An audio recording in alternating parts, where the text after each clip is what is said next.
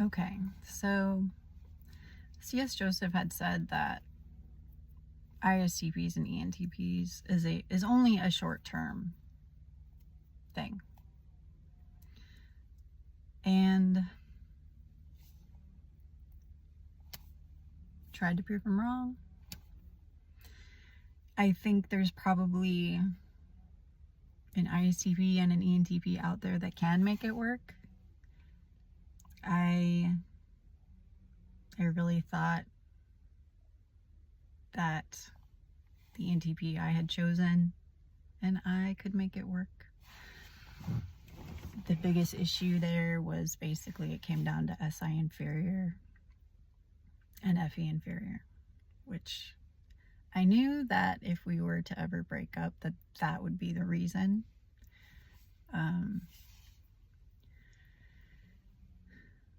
Overall, it was a very peaceful relationship. Of course, you have your bumps in the road, you work together,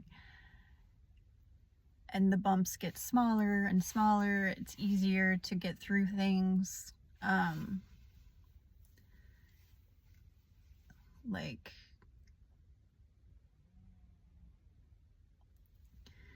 I think because we're supervisor types, we both benefited a lot from this union. When I met him, he was like not in good shape at all. Not at all. And now he's doing pretty well for himself. You know, he's made a lot of really major changes. I'm really happy for him. I'm proud of him. And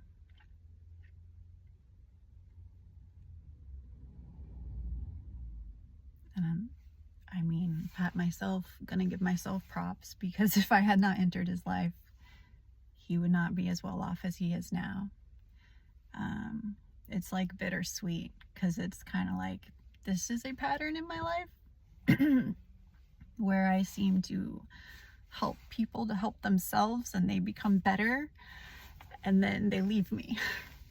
So that's a pattern. Funny, because I was talking to my INFJ boss. She has a similar pattern, but with her, it has to do with not with romantic relationships, but more in I guess the work realm, community realm. People will ask her for help with how do I build this business, or can you help me do this and this, and she'll give away her help for free, and she's doing it out of her own love, her heart, and then they get really successful, and then instead of giving back to her, reciprocating, they give that reciprocation, the kindness, the attention, to someone completely different.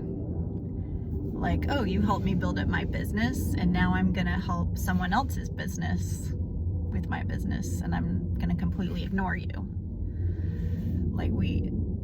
And I told her yesterday, literally, we talked about this, and I said, I think up front, you need to charge for your services. Yes, you give from your heart, you're very kind, but you worked really hard for all your knowledge and all the stuff that you can do, and you deserve payback. You deserve compensation for that. So if I were you, I would charge for all of your stuff. Don't give your time away for free. And it's funny, because she received a call 30 minutes later from a physician, and he told her the exact same thing: don't give away your help for free. So she's definitely learning as well. INFJs and ISTPs, we have that that issue in our own way.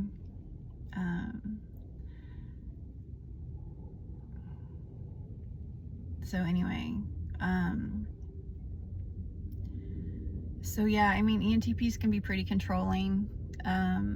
There's other types that can be controlling. I mean, ESTJ is my golden pair. So like having a little bit of control, I can deal with that as long as there's other benefit for me, which I saw with this, you know, like what are some things? Okay. If you have a tattoo, that's a deal breaker. Well, I don't have any tattoos. It's not an issue, but at the time it was kind of like that was something I had to really decide on. Like, okay, do I want to continue this relationship or not?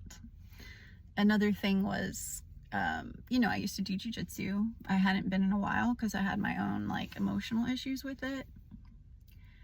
And well, he said, you can't roll with other men, because,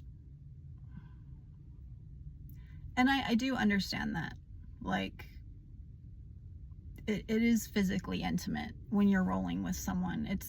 It's part of the issue I have, you know, because you're very close with the energy and all that, and sometimes you do have sexual chemistry with someone, and when I'm in the moment, like,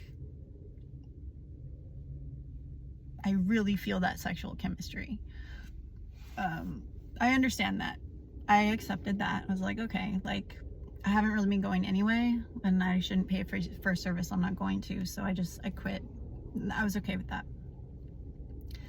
The thing that I wasn't really okay with, but I accepted it because risk, you know, the benefits, I always weigh out the benefits and the risks, was he did not want me to do any more psychedelics.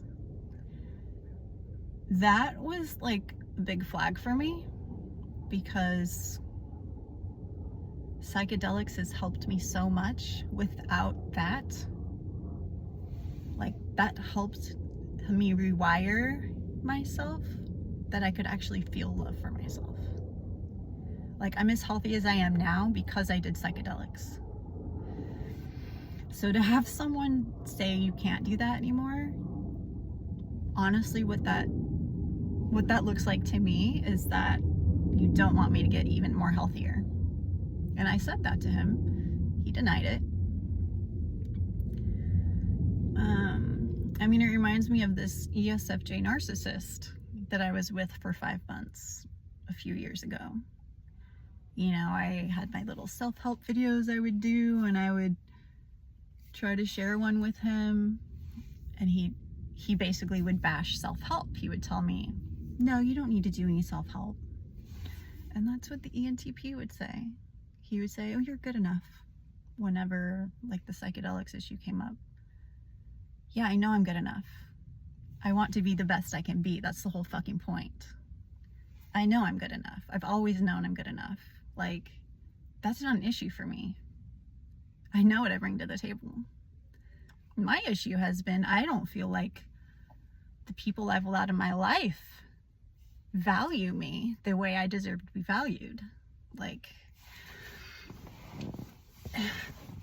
what I need to hear is, I value you so much. You matter to me so much. Like, I'll do anything for you. And then show me. Like, what was really weird to me, like, I'm trying to determine what's too much to say. There's some topics I'll stay away from, but like, dude, it's the truth. So, yeah, like, my birthday was a little over a month ago, and birthdays are a big deal to me. Like, it's really fun to celebrate the person you love. It's fun to celebrate yourself. There's a cute little green bird, very beautiful. I really like going all out and like celebrating the man in my life, right? Now, he had told me before, like when we first started talking, that, you know, he had issues around birthday. He didn't want to make a big deal out of it and stuff. So I'm trying to be sensitive to that. And I'm like, okay, yeah, I get it. Like, we don't have to make a big deal out of birthdays. My birthday comes and he didn't do anything for my birthday. And I'm like, you know, I feel hurt. Like, you know, I got vulnerable. I made myself vulnerable, which it's not easy to do that. You have to actually trust someone, because you're like putting yourself out there and you hope that they'll like actually give a fuck about you and care about you. And, you know, I would put myself out there and then kind of get some resistance, which doesn't seem okay. Now I get it. If you're dealing with the person who has their own traumas and shit, like, and you feel attacked, which, come on, at some point you got to be humble yourself and like put yourself in my shoes. And so he says, well, you told me that birthdays weren't a big deal. So I say, well, you know, my birthday came and I was wrong. It is a big deal. It is a big deal to me. I do want you to make a big deal out of it. You know, this matters to me. And eventually he's like, okay, well, I know for next year or something like that. And it's like, I'm thinking to myself, really? Like, if you really care about someone, like you really want to show up for them and like love them and like love them how they feel loved, like, wouldn't you move mountains to make that happen? Wouldn't you like swim across the Pacific Ocean to make them feel loved? Like, to show them that they're so special and precious to you. That's how I love. That's how I want to be loved. And we had made, you know, we had talked in the beginning about, you know, most relationships don't last and they suck. It's because people don't like put in the effort. And we both need to be intentional with loving each other so we can be in that top 2% of like people that are like loving each other and all this stuff. Yeah, that sounds great, but like, do you actually do it? Now, I do feel like he did a really good job with stepping up a lot of the time. I do feel like he's a good person.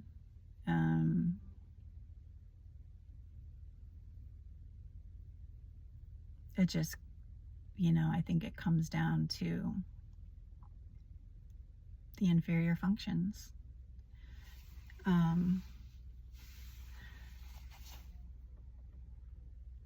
I saw this coming because, you know, when he's stepping up, making his life better, working and doing all this, his SI is going to be tired.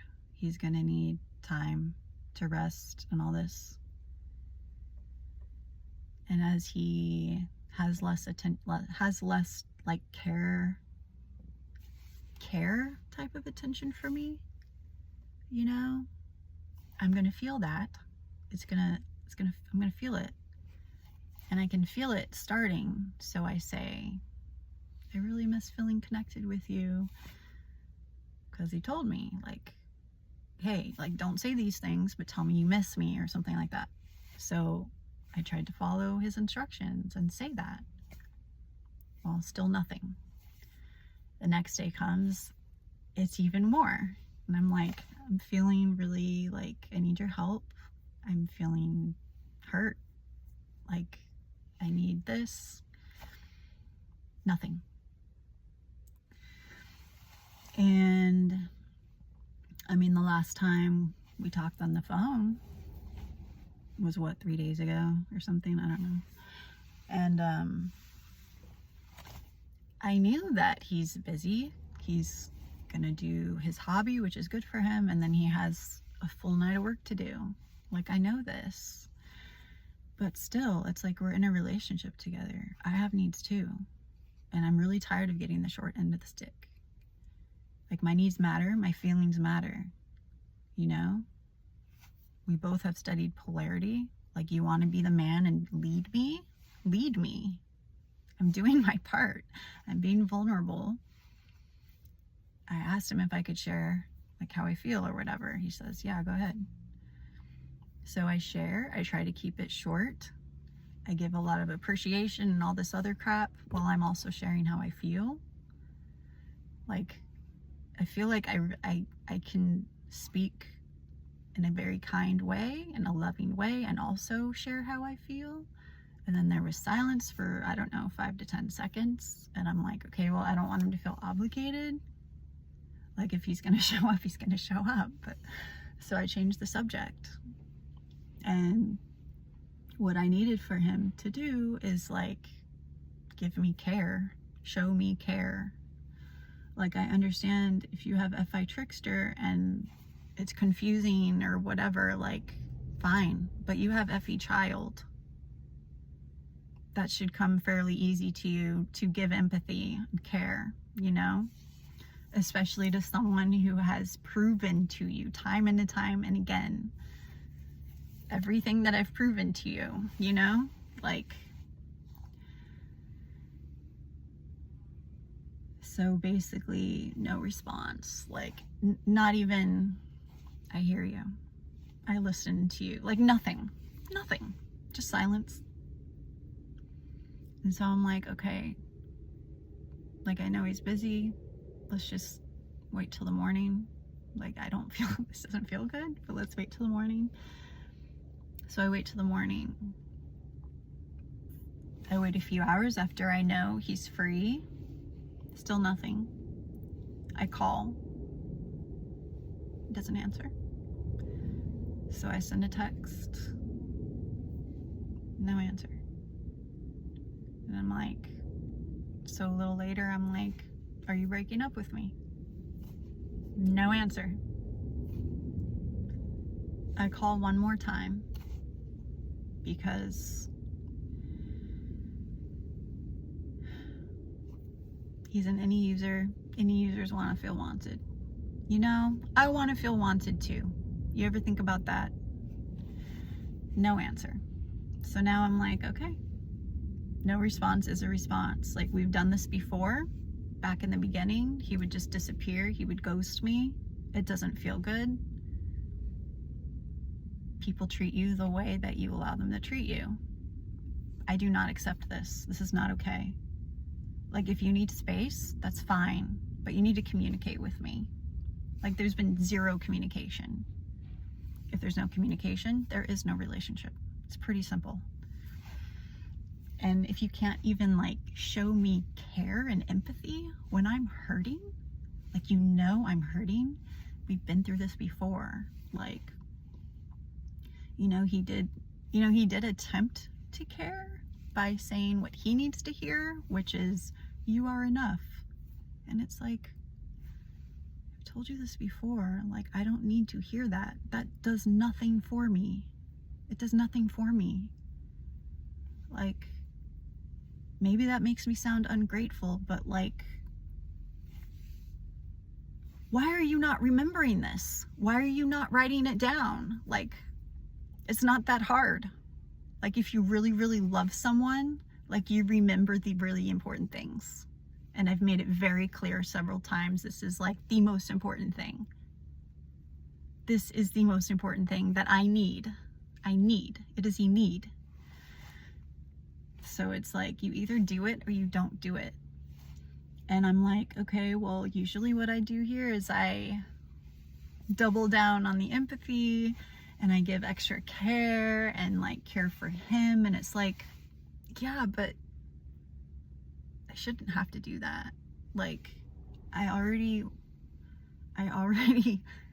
like, gave care and empathy to him. I said things in, like, the kindest way I knew how. And I shared vulnerably. Like, to just ignore me is a slap in the face. You're literally showing me you don't give a fuck about me. That's what that means. So it hurts. It definitely hurts. But what feels good is showing up for myself. because it's like you can never abandon yourself. You always show up for yourself. You love yourself. And that's why this doesn't hurt quite as much as heartbreaks have hurt in the past, because I have the self-love. And it's easy to think, well, I guess I'm not meant to be in a relationship. Like, I guess I'm supposed to be alone for the rest of my life. It's really easy to go down that path. And maybe that's true. Maybe it's true. Maybe I'm not supposed to be in a long-term, relationship. It can't be easy to, like, no, that's not true. I'm easy to love. I'm a very kind, caring person. I'm worthy of love. And if I'm the only one that can give it to me, well, okay. But I'm not gonna beg for your attention. I'm not gonna beg for you to love me. You either love me or you don't love me. It's as simple as that. So, and love is action. It's not just feeling, it's action.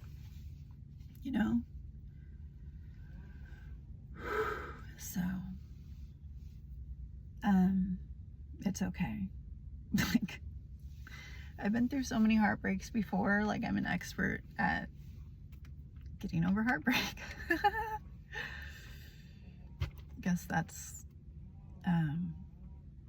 it's part of my life path. It's okay. It is what it is. I'm trusting the universe.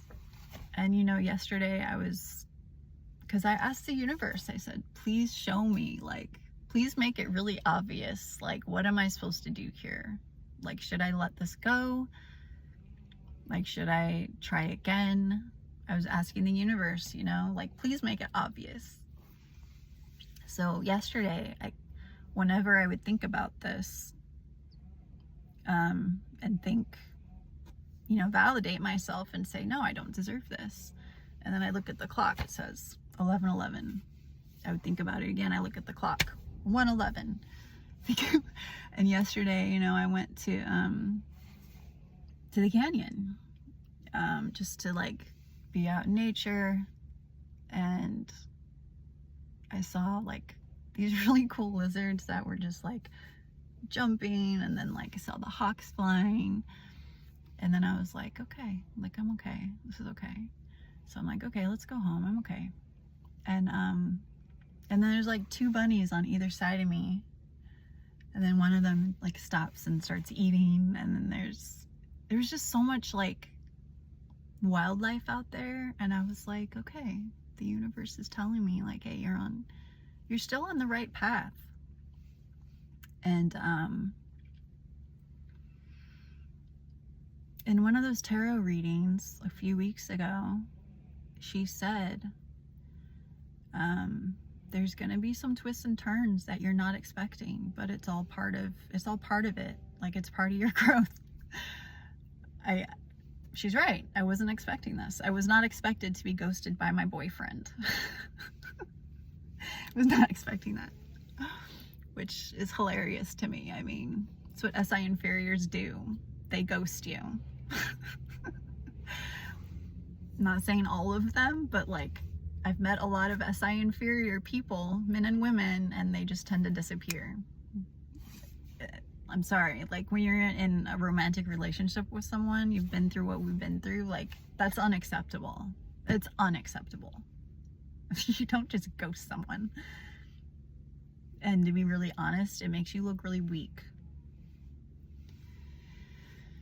And to be fair, if you have SI inferior and you are feeling weak, I mean, okay, it's understandable. I felt weak too. My FE inferior, I was fucking crying. I felt really weak. I told you I felt weak. I told you I needed your help. No response. Like, I'm sorry, a masculine man is able to hold that. Like, no, there's just no excuse for that. I mean, no excuse whatsoever. And I'm proud of myself. I'm proud of myself for coming through for myself. Like, I deserve someone who shows up for me. Period. Period. Yeah. So I definitely see my growth. And you know, it's really funny too. There was the last psychic that I, you know, went to before she disappeared.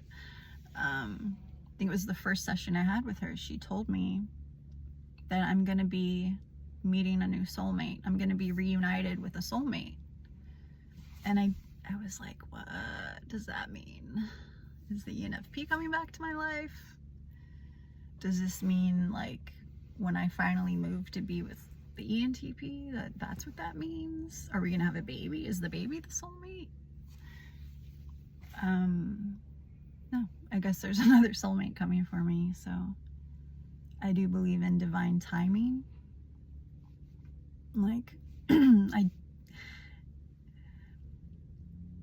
and ISTPs out there, anybody out there, like, you deserve to be treated well. You do not deserve to be ghosted. You do not deserve to be like if your feelings are too much for someone, they're not the right person for you. They're not the right person. So I am grateful to the ENTP.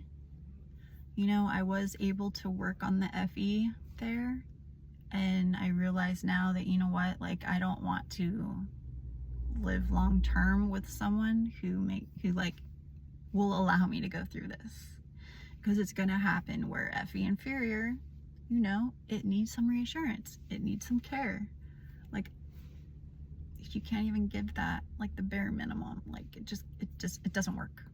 It doesn't work. I refuse to accept that.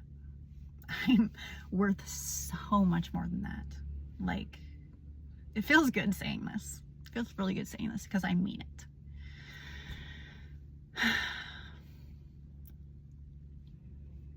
I feel good about myself.